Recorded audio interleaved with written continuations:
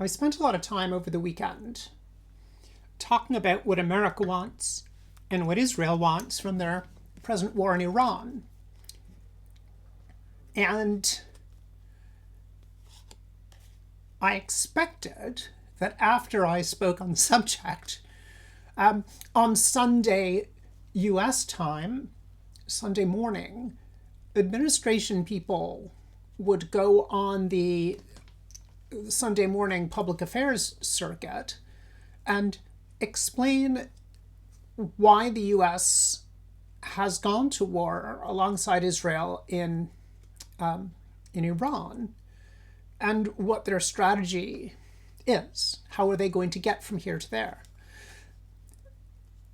We had a statement from Marco Rubio, the Secretary of State, saying that there was an imminent ICBM threat to the United States, which I certainly interpreted as a ballistic missile threat from Iran, a theater ballistic missile threat from Iran to American bases in the Gulf, which has been clearly demonstrated.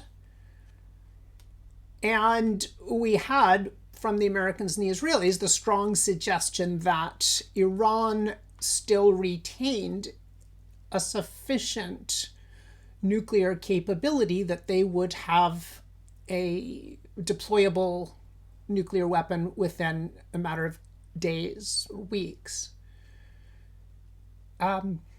Which, of course, stands at odds with the American claim that they destroyed that capability in the summer last year, in the summer of 25.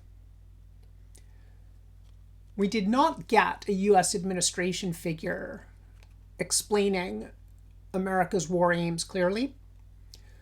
We have not had the United States administration explaining to Congress what they intend to achieve and how they intend to achieve it, which is remarkable in the circumstances. And we have not had the American administration explain to allies why the US has started this war and why perhaps we might join in. The British government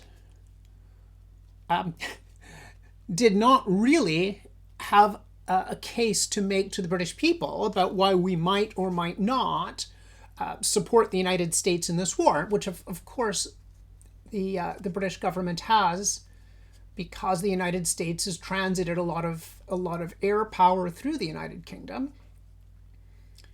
Now that Akrotiri, the RAF base in Cyprus, which includes in its facilities American reconnaissance aircraft support, now that Akrotiri, a British sovereign base, has been attacked, perhaps from Lebanon by Hezbollah, we've got a bit more skin in the game, along with the Gulf monarchies that have been attacked. So perhaps now we are going to have a reason to support the American and Israeli war against Iran. But nobody has explained it to us. And when we look at Sir Keir Starmer looking increasingly less in control of his brief, standing up and saying we are not involved in the war because legal advice to the contrary, instead of saying we're not involved in the war because the Americans haven't explained why there is a war, why we should become involved. And then in a fairly watery way explaining that now that British bases have been attacked, we are going to participate in defense. And so defensive attacks in Iran on, for instance, ballistic missile sites and ballistic missile storage can be conducted from British territory in RAF Fairford and Diego Garcia.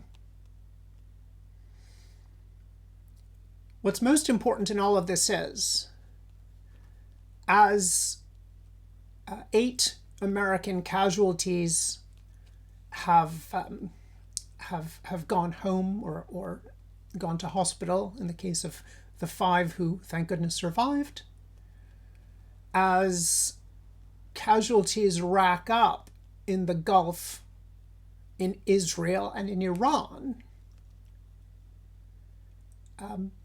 we are still not seeing a compelling case from the United States why we should support the war. We know why we despised the Iranian regime as it was.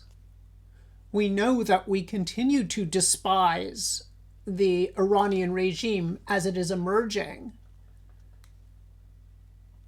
But we can't go to war with every regime we despise. Our hearts go out to the Iranian people.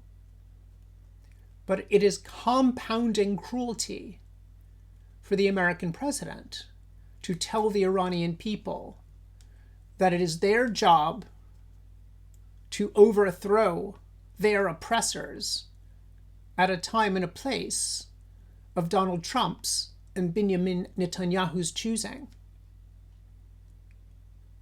Netanyahu knows that he needs to degrade Iranian capability as best he can before the November elections in America. Donald Trump might be thinking something similar. But that doesn't make it the rest of the world's requirement to go to war this way and in this moment.